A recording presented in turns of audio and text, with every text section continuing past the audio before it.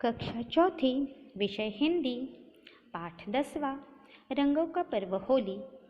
इस पाठ के प्रश्नोत्तरों को आज हम देखने वाले हैं। इसमें मौखिक प्रश्न।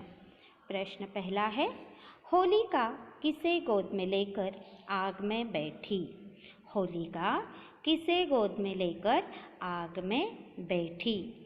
इस प्रश्न का हम जवाब दे सकते हैं, होलिका प्रहलाद को गोद में लेकर आग में बैठी। होलिका प्रहलाद को गोद में लेकर आग में बैठी, क्योंकि यह आज्ञा उसे किसने दी थी? प्रहलाद के पिताजी हिरण्यकश्यप ने अपनी बहन होलिका को प्रहलाद को आग में लेकर बैठने के लिए कहा था। तो इस सवाल का जवाब है, होलिका प्रहलाद को गोद में लेकर आग में बैठी। हमारा दूसरा प्रश्न यानी प्रश्न ख है, प्रहलाद की बुआ का नाम क्या था? प्रहलाद की बुआ का नाम क्या था? इसका उत्तर हम दे सकते हैं, प्रहलाद की बुआ का नाम होलिका था।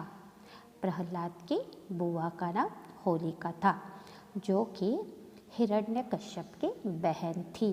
और हिरण्यकश्यप कौन थे? भक्त प्रहलाद के पिताजी। इसी वजह से होलिका हिरण्यकश्यप की बहन। तो प्रहलाद की बुआ का नाम क्या हुआ? प्रहलाद की बुआ का नाम होलिका था। मौखिक प्रश्न में ग प्रश्न है, फाग किसे कहते हैं? फाग किसे कहते हैं? इस प्रश्न का जवाब हम दे सकते हैं, होली के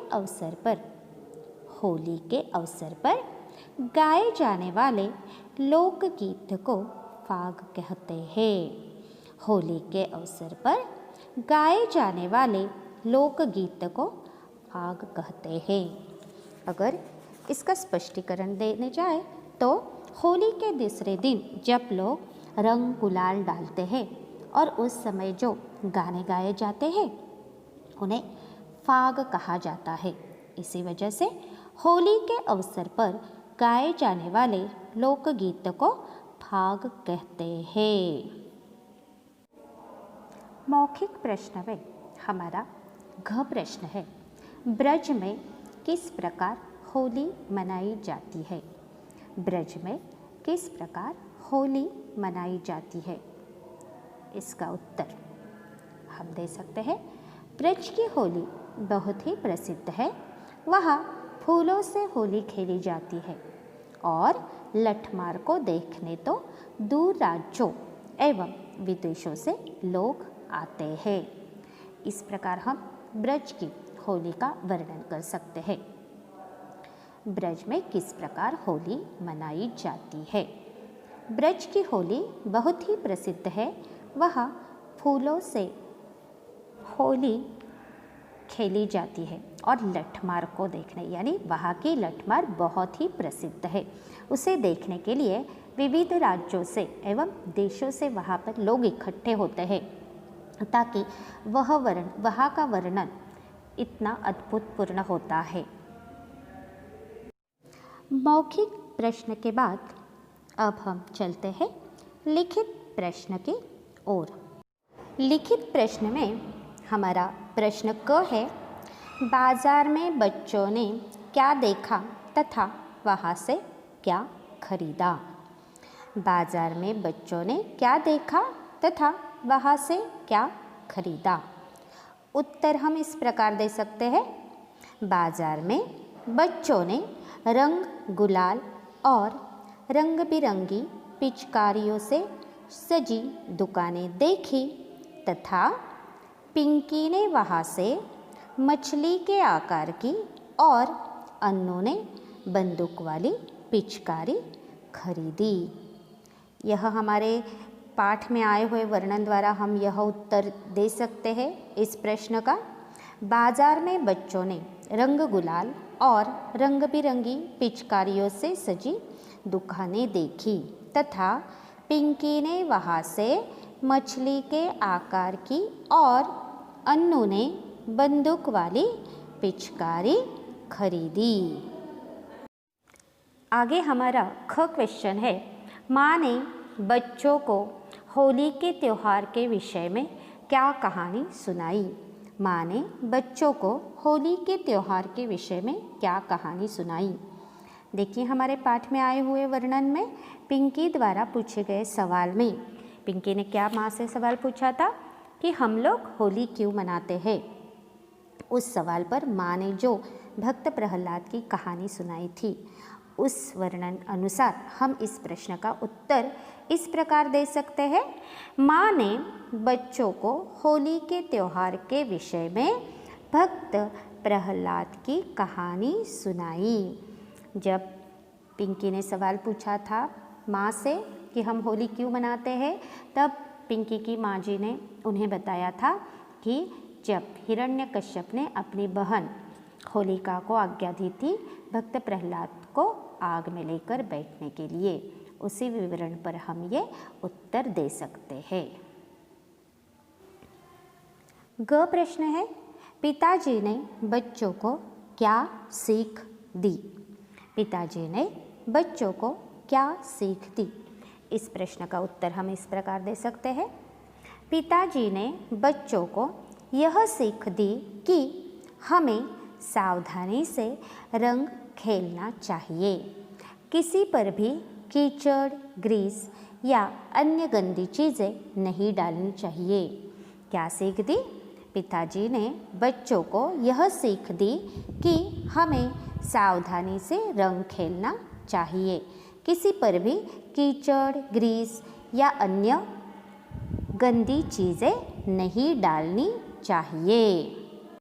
प्रश्न घ, होली का त्यौहार हमें क्या संदेश देता है। होली का त्यौहार हमें क्या संदेश देता है। इस प्रश्न का उत्तर हम इस प्रकार दे सकते हैं। होली का त्यौहार हमें यह संदेश देता है कि हमें जीवन में मिलजुल कर आपसी मेलजोल बढ़ाना चाहिए तथा एकता और सच्चाई के मार्ग पर चलना चाहिए। एक बार फिर से सुनिए। होली का त्यौहार हमें यह संदेश देता है कि हमें जीवन में मिलजुल कर आपसी मेलजोल बढ़ाना चाहिए तथा एकता और सच्चाई के मार्ग पर चलना चाहिए। मौखिक प्रश्न और लिखित प्रश्न हो जाने के बाद अब हम तीसरे प्रश्न की ओर चलते हैं। प्रश्न 3, बहुविकल्पी प्रश्न। इस प्रश्न में सही विकल्प पर सही का चिन्ह लगाना है। क, होली का त्यौहार कब मनाया जाता है। होली का त्यौहार कब मनाया जाता है। हमें विकल्प यानी ऑप्शंस दिए गए हैं। फाल्गुन मास की पूर्णिमा, अमावस्या, शिवरात्रि और चैत्र मास में। इस प्रश्न का सही उत्तर है फाल्गुन मास की पूर्णिमा, यानी पहला विकल्प सही है। ख, प्रहलाद का पिता किसका विरोधी था। प्रहलाद का पिता किसका विरोधी था। प्रहलाद के पिताजी यानी हिरण्यकश्यप किसके विरोधी थे वो। ईश्वर के, दानव के, स्त्री के या विष्णु के। तो इसका सही विकल्प है विष्णु, क्योंकि विष्णु की भक्ति उनका बेटा, उनका पुत्र प्रहलाद करता था, इसलिए वह विष्णु के विरोधी थे।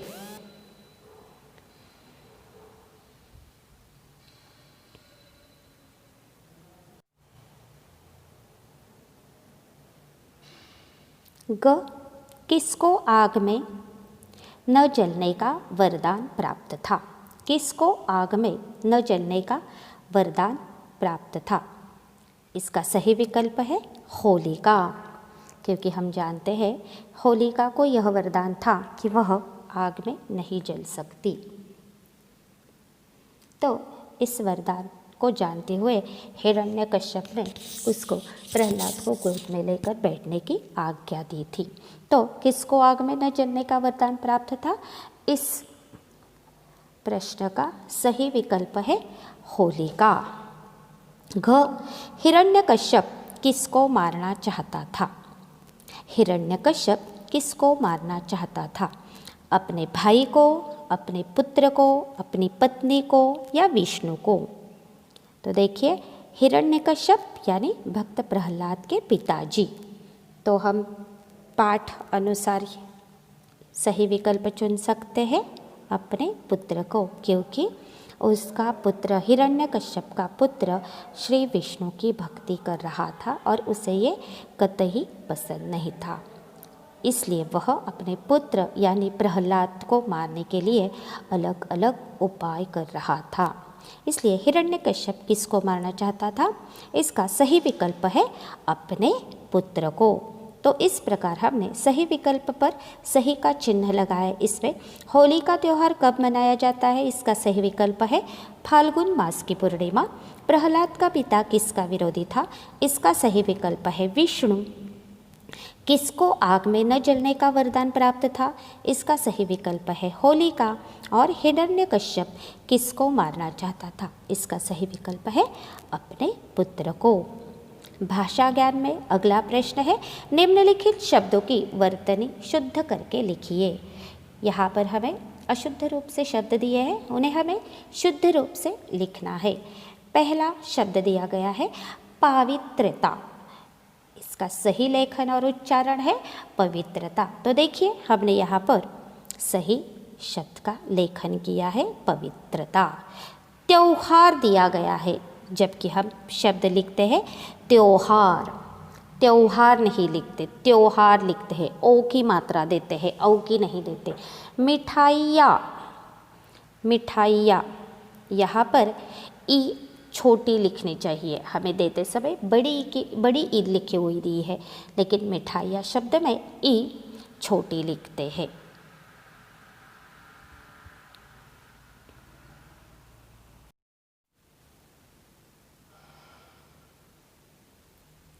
अगला शब्द है सच्चाई, जबकि सही शब्द है सच्चाई। पूर्णिमा, सही शब्द है पूर्णिमा। फाल्गुन ऐसे शब्द दिया है, हमें संयुक्त अक्षर मिलाकर फाल्गुन शब्द लिखना है। तो इस प्रकार हमने पवित्रता, त्योहार, मिठाइयाँ, सच्चाई, पूर्णिमा और फाल्गुन यह शब्द वर्तनी शुद्ध करके लिखे हैं। प्रश्न 2 है, निम्नलिखित वाक्यों में रेखांकित शब्दों के वचन बदलकर उन्हें फिर से लिखिए। तो पहला वाक्य है माँ ने मिठाई तथा गुजिया बनाई। अब यहाँ पे मिठाई, गुजिया एक वचन युक्त शब्द दिए हैं, हमें उनका वचन बदलना है यानी अनेक वचन करके लिखना है। तो हमने वाक्य लिखा है माँ ने मिठाइयाँ तथा गुजिया बनाई, गुजिया बनाई। हमारा देश त्योहार का देश है। त्योहार यानी एक त्योहार हुआ, जबकि हम जानते हैं हमारे देश में अलग अलग महीनों में अलग अलग तिथि अनुसार अलग अलग बहुत सारे त्यौहार मनाए जाते हैं। तो हम यहाँ पर वाक्य लिख सकते हैं हमारा देश त्योहारों का देश है। त्योहारों का अनेक वचन, वचन बदला यहाँ पर हमने। 3, बाजार में रंग बिरंगी पिचकारी की दुकान देखी। रंग बिरंगी पिचकारी यह हुआ एक वचन, हमें यहाँ पर पिचकारी और दुकान शब्द के अनेक वचन करना है, अनेक वचन लिखना है। तो हम इस प्रकार लिख सकते हैं बाजार में रंग बिरंगी पिचकारियों की दुकान की जगह दुकानें थी, दुकानें थी। होली रंग का त्योहार है। रंग यानी एक रंग का यहाँ पर हमें निर्देश प्राप्त होता है, एक रंग हमें ज्ञात होता है, लेकिन रंग शब्द के हमें अनेक वचन लिखना है। तो होली रंगों का त्योहार है। रंगों का यानी अलग अलग अनेक रंग इसमें आ गए। 5वां, ब्रज में फूल से होली खेली जाती है। अधोरेखित रेखांकित किया हुआ शब्द है फूल, तो इस फूल शब्द का वचन हमें बदल कर लिखना पड़ेगा फूलों से। यहाँ पर अनेक, मैनी फ्लावर्स।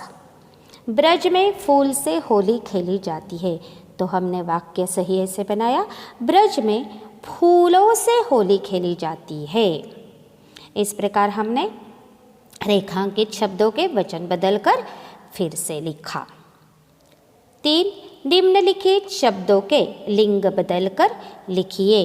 यहाँ पर शब्द दिए गए हैं माता, भाई, आदमी, बुआ, पड़ोसी और भक्त। हमें उनके लिंग बदलने हैं। तो माता शब्द का लिंग बदलकर हुआ पिता, भाई शब्द का लिंग बदलकर हुआ बहन, आदमी शब्द का लिंग बदलकर हुआ औरत, बुआ शब्द का लिंग बदलकर हमने लिखा फूफा, पड़ोसी शब्द का लिंग बदलकर हमने शब्द लिखा पड़ोसन, और भक्त शब्द का हमने लिखा भक्त। यहाँ पर हमने भक्त शब्द वैसे ही लिखा है, क्योंकि जब हम भक्त शब्द यूज़ करते हैं, चाहे वो जेंट्स के लिए हो या लेडीज़ के लिए हो, यानी पुरुष के लिए हो या स्त्री के लिए हो, वह वैसे ही लिखा जाता है। इसलिए हमने भक्त का लिंग भक्त ही रखा है। नीचे दिए गए व्यक्तियों द्वारा मनाए जाने वाले त्योहारों और पकवानों के नाम लिखिए। चौथा प्रश्न दिया है, हमें कुछ पिक्चर दिखाई दे रहे हैं। पिक्चर को देखकर हम जान जा रहे हैं कि ये किसका मीन्स किस त्योहार का या किस जाति का है। यानी जैसे कि पंजाबी, मुस्लिम, हिंदू, क्रिश्चियन, ऐसे हमें पता चल रहा है कि ये कौन से धर्म का पिक्चर है। तो पहला है पंजाबी। तो पंजाबी धर्म के लिए यहाँ पर देखिए त्योहार और पकवान, त्योहार यानी फेस्टिवल्स और पकवान यानी which sweet dishes that particular festival पर हम बनाते हैं ऐसे। तो बैसाखी के दिन हम बनाते हैं केसरी चावल, होली के वक्त हम बनाते हैं गुजिया, दिवाली के दिन बनाई जाती है मिठाई, गुरु पर्व के दिन मनाई जाती है गुड़ का हलवा। तो यहाँ पर ऐसे पंजाबी त्योहार और उनके पकवान यहाँ पर हम इस तरह से लिख सकते हैं।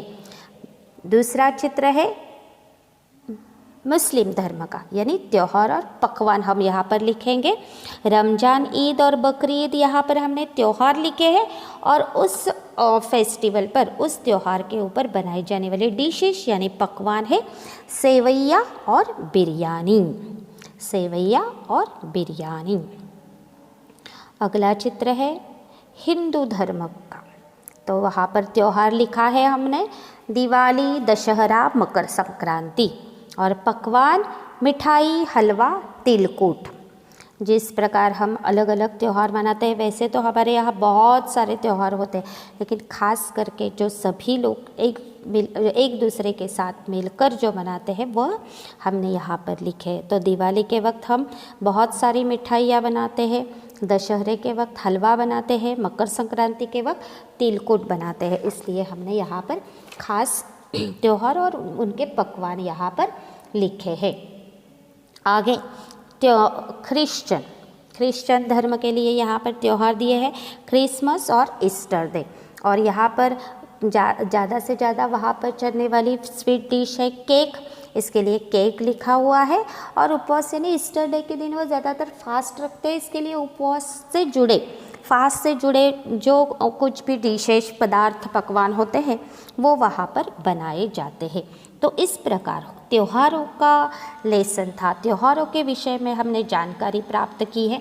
इसलिए यह रंगों का पर्व होली इस पाठ के वर्णन अनुसार हमें यहाँ पर अलग अलग धर्म और उनके त्योहार यहाँ पर लिखने हैं। तो इस प्रकार हम पंजाबी, मुस्लिम, हिंदू और क्रिश्चियन धर्म के यहाँ पर त्योहार और पकवान इस प्रकार लिख सकते हैं। तो इस प्रकार हमने हमारा 10वां पाठ रंगों का पर्व होली उसका पूरी तरह से अभ्यास किया है। धन्यवाद।